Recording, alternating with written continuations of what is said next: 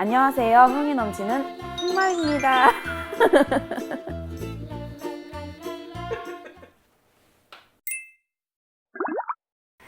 저는 이 채널을 통해서 제가 성령님과 동행하며 경험한 연애, 결혼, 임신, 출산, 육아에 대해 나눔으로 매 순간 고민하며 살아가는 저와 여러분들의 삶에 소소한 도움이 되어드리기를 소망합니다. 오늘은 결혼에 대한 수많은 고민들 중에 일부를 이야기하려고 합니다. 배우자를 위한 기도를 어떻게 해야 하는지, 어떤 사람을 만나야 하는지, 과연 배우자를 만날 수 있는지, 과연 배우자를 만날 수 있는지, 과연 배우자를 만날 수 있는지 하는 부분들에 대한 여러분들의 고민이 실마리가 보여졌으면 좋겠습니다. 저의 결혼 이야기와 간증들을 좀 해볼게요. 저는 결혼 시기를 폭풍같이 보냈습니다. 결혼에 대한 기대는 있었지만 남자도 없었고 결혼에 대한 자신도 없었고 여러모로 무의 상태로 있었는데 어느 날 결혼이라는 바람이 불기 시작하면서 마음이 바뀌고 신랑이 나타나고 준비가 무서운 속도로 되어지고 연애를 시작한 지 10개월이 되던 날에 결혼식을 올렸습니다. 지금도 그 과정을 회상하면 하나님이 하셨다라고 밖에 설명을 할 수가 없어요. 저는 22살 이후로 노데이팅, 즉 연애를 위한 연애를 반대하면서 지냈어요. 어떤 계기가 있었다라기보다는 부부로서 안전한 관계 안에서 깊은 사랑을 주고받고 싶었는데 연애로서는 이것이 한계가 있다는 걸 경험으로 알게 되었고 또 교제 시간들, 주고받는 감정들이 끝에는 마음에 상처로 쌓이고 이것들이 좋은 피드백을 주지 못하는 게 너무 싫어서 연애를 하지 않았고 계속 결혼을 위해 기대하고 기도하면서 지냈어요. 그렇다고 매일 저녁 배우자를 위한 기도 제목을 놓고 열심히 기도했느냐? 사실 그것도 아닙니다. 기도 제목이 있기는 한데 정말 심플했어요. 첫 번째는 예배자이기를 위해서 기도했고 두 번째는 부르심이 비슷한 사람이기를 위해서 기도했고 세 번째는 유쾌한 코드가 맞는 사람, 재밌는 사람이기를 위해서 기도했고 그리고 마지막으로 외모 기도는 단 하나, 키가 186cm인 사람을 만나게 해달라고 기도했습니다.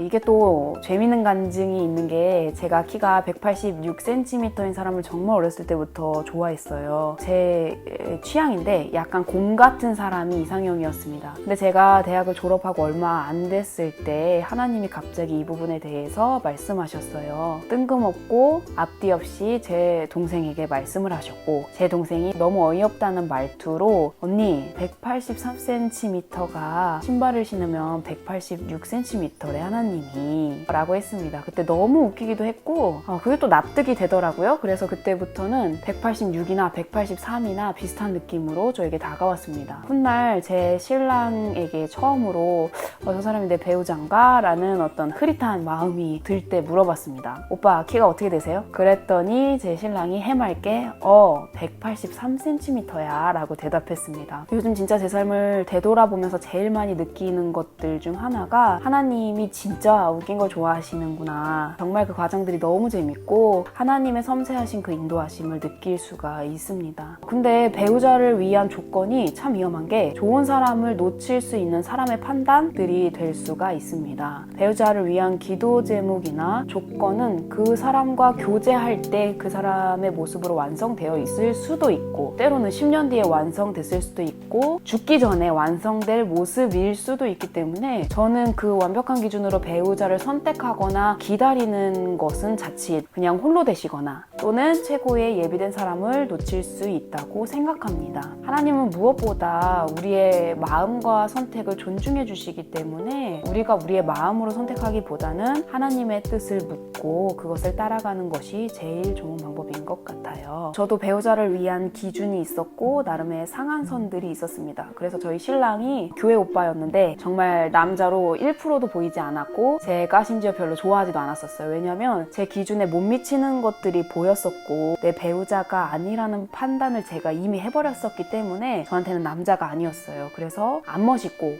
약간 삼촌 같은 이미지로 제가 여겼었습니다. 그러다가 어느 날 예스 데이팅이라는 책을 추천받아서 읽게 되었는데 이 책에 제 삶의 터닝 포인트가 될 만한 내용들이 있었습니다. 그 내용은 배우자에 관한 기준들을 내가 쥐는 것이 아니라 하나님께 내려놔라 라는 것이었어요. 그래서 그날 그걸 읽고 나서 기도했습니다. 하나님, 제 배우자에 관한 모든 것을 주님께 내려놓습니다. 기준을 내려놓습니다. 그리고 맡깁니다. 그리고 정말 거짓말처럼 놀랍게 신랑이 하루아침에 삼촌에서 오빠로 보이기 시작합니다. 그전에도 주변에서 제 신랑과 제가 3살 터울이기도 하고 서로 결혼하고 싶어 하고 또 잘 어울린다는 말들을 많이 들었었는데 그때마다 정말 싫었었거든요.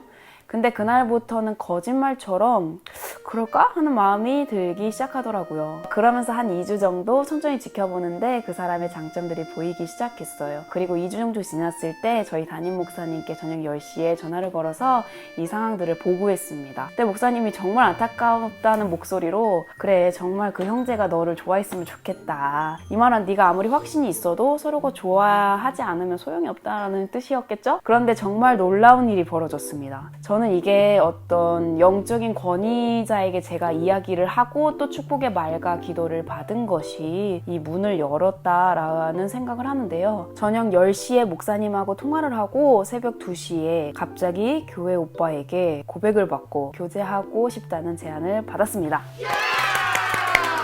이게 불과 2-3주 만에 벌어진 사건들입니다. 저는 배우자가 나타나지 않아서 고민하고 계신 분들이 계시다면 그러지 말라고 말씀드리고 싶어요. 결혼할 때 부모님과 주위에서 압박하고 초조해지는 그때가 아닌 하나님이 정하신 결혼의 때가 되면 어디선가 놀랍게 나타날 것입니다. 또 조용히 주변에서 묻혀있던 그 보석이 반짝하고 모습을 드러내게 될 것입니다. 여러분의 설레는 연애와 결혼을 축복합니다. 다음에는 더 재밌는 주제로 만나요. 프리언가 친구들 좋아요와 구독하기 눌러주세요.